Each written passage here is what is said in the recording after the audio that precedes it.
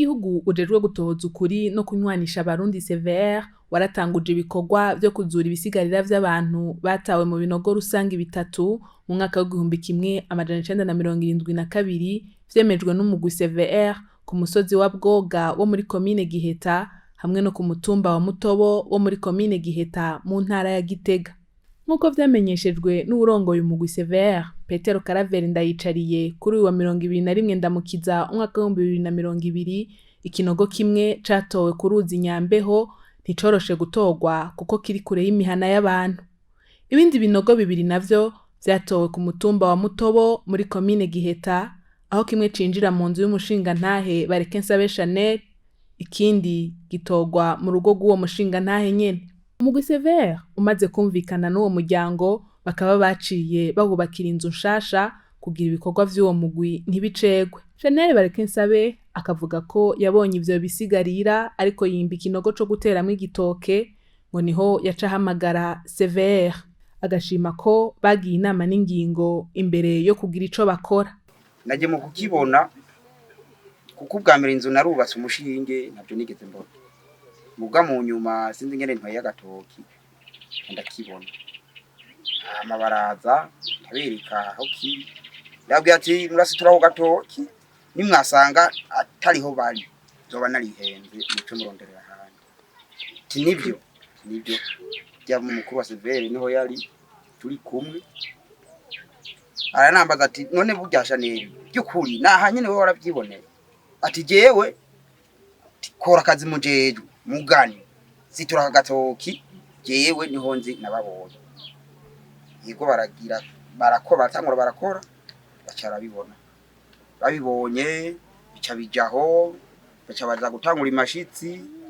Mugani cyo simini mu kwa CVR waratugishije inama uko twabavukanye. Uravuga ati none bigende gute kugira ngo uve kuri bijya bisigarira. Ababa ku uwo mutumba Mutobo baremeza ivyabaye mu mwaka w'1972. Uyu mutama akavuga ko ico gihe yarafise imyaka 10 yabona bimba ibinogo hama imodoka zikaza zipakiye abantu bagahenurira mu ivyo binogo rusangi. Ko nico gihe naba nkayi mutabonye nari maze imyaka 10 maze imyaka 58.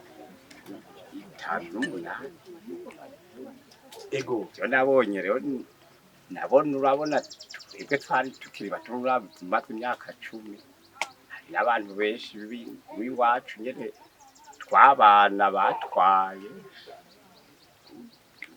nkababona narabibonye byinshi bike narabibonye narabiciye hama rero urabona hazana amakamyo haza imodoka bwa imashini je rero iyaza mu mutwenzi kararirimba ijoro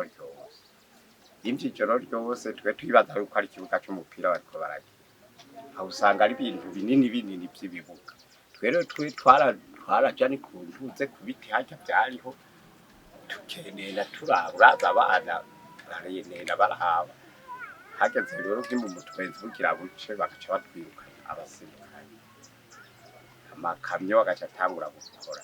Kumva abantu baboroka. Asaba ikikongwe batugirira ikikongwe twari tuzi yuko ngo tuje kuhwera. Abo bahenagurira mu kino rero twe twagenda ahantu mu mashamba tukanyuma mu misakeye tukaryama tukaraba ivyo ari byo. Tumaze kubona gutyo ntabasubire kwahagara haje dutera tumenye iyo tuja mu bisaka. Ndayicariye Petero Karaveri arongoye CVR akaba yaratanze ubutumwa haba kubakoza ayo mabi ku miryango y'ababuze no kubasigwa babakoze ayo mabi eka n'abayakorewe. Igihugu kubera twaragicumuyeko tugitwara abana, tugitwara abakozi, tugitwara incabwenge, tugitwara abadandaza, tugitwara abasirikare, abajandarume, abigisha, abarimyi, eka abarundi batandukanye. Bamwe twita ko aribo bari gufasha Burundi gutera imbere no guteza imbere igihugu. Ubutumwa bwa gatatu tubabwira no gusaba ikigongwe imiryango yabuze. Uwo wakoreye ikibi umusabye ikigongwe uba uriko uramufasha kuruhuka.